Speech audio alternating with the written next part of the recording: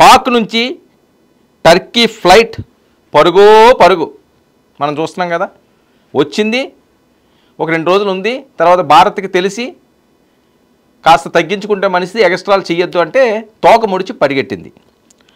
పాక్ను ఎప్పటి నుంచో, పాక్ దేశానికి పాకిస్తాన్కి ఎప్పటి నుంచో మద్దతు ఇస్తున్న టర్కీ, నేను ముందుగా చెప్పినట్లుగా ఇవ్వడంలో తప్పు లేదు, మంచి చేస్తే, మంచి మార్గం వైపు వెళ్తే. కానీ అక్కడంతా కూడా చెడే ఉంది, చెడ్డే మాట్లాడుతున్నారు, చెడ్డ పనులే చేస్తున్నారు, దుర్మార్గులకు ఆశ్రయాలు ఇస్తున్నారు. ఇది తప్పు.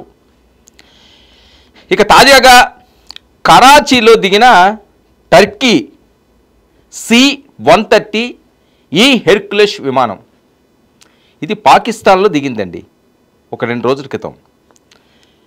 దీనిలో ఉన్న సమాచారం ఏంటంటే, భారత్ ముందున్న సమాచారం, పాకిస్తాన్కు మిలిటరీ కార్గోను ఇది తరలించిందని. చాలా కీలకమైన అంశం ఇది.